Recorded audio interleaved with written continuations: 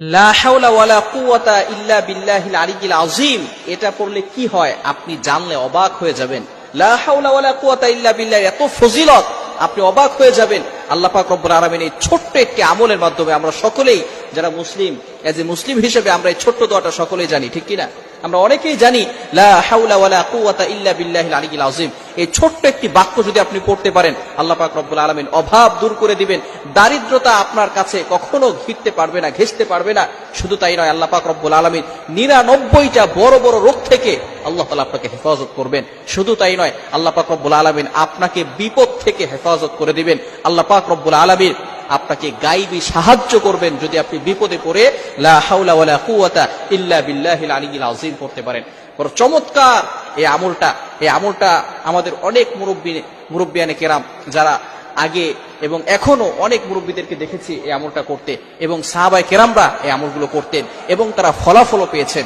আল্লাহ রাসূল সাল্লাল্লাহু আলাইহি ওয়াসাল্লাম বলে দিয়েছেন, বুখারী শরীফের 4202 নম্বর হাদিস, আল্লাহ রাসূল সাল্লাল্লাহু আলাইহি ওয়াসাল্লাম বলে দিয়েছেন, আবু মুসা আশআরী রাদিয়াল্লাহু তাআলা আনহু থেকে বর্ণিত, যে ব্যক্তি প্রতিদিন লা হাওলা ওয়ালা কুওয়াতা ইল্লা বিল্লাহিল আলিয়্যিল আযীম 100 বার পাঠ করবে, আল্লাহ পাক রব্বুল আলামিন কখনো তাকে দারিদ্রতা দিবেন না।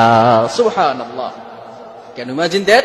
আপনি কল্পনা করতে পারছেন যে ব্যক্তি লা হাওলা ওয়ালা কুওয়াতা ইল্লা বিল্লাহিল আলিয়্যিল আযীম প্রতিদিন 100 বার পাঠ করবেন, আল্লাহ পাক রব্বুল আলামিন কখনো তাকে দারিদ্রতা দিবেন না, কখনো তাকে কারো প্রতি মুখাপেক্ষী বানাবেন না।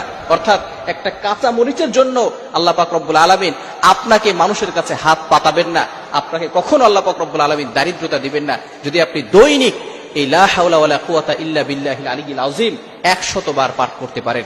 শুধু তাই নয়, আল্লাহ রাসূল সাল্লাল্লাহু আলাইহি ওয়াসাল্লাম আরো বলে দিয়েছেন, যে ব্যক্তি একবার এই লা হাওলা ওয়ালা কুওয়াতা ইল্লা বিল্লাহিল আলিয়্যিল আযীম পাঠ করবে, আল্লাহ পাক রব্বুল আলামিন সাথে সাথে তার জন্য একজন ফেরেশতা নিযুক্ত করে দিবে, যে ফেরেশতা সারা দিন তার জন্য দোয়া করতে থাকবে। বলেন সুবহানাল্লাহ।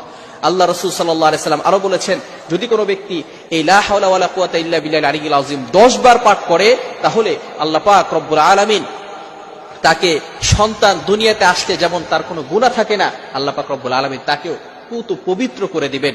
সুতরাং এই আমলটা আমরা সকলেই করব।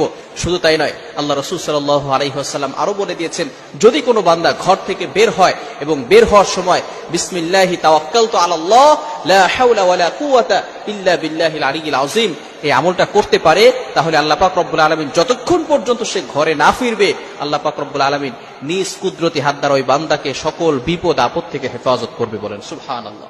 এজন্য আমরা সব সময় এই আমলটা করার চেষ্টা করব। খুবই গুরুত্বপূর্ণ একটি আমল এবং ফজিলতপূর্ণ আমল। এই আমল করলে আল্লাহ পাক রব্বুল আলামিনের নিকটবর্তী হওয়া যায়, আল্লাহ পাক রব্বুল আলামিনের ভালোবাসা অর্জন করা যায়। এজন্য কখনো আমরা এই আমলটা ছাড়বো না।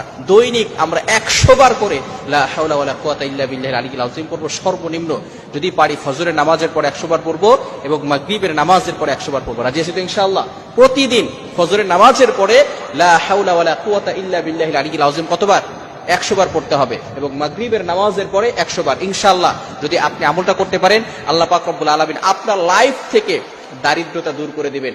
আপনার লাইফে কোনো দারিদ্রতা থাকবে না, আপনি কারো প্রতি মুখাপেক্ষী থাকবেন না, আপনাকে আল্লাহ পাক রব্বুল আলামিন ধনী বানিয়ে দিবেন।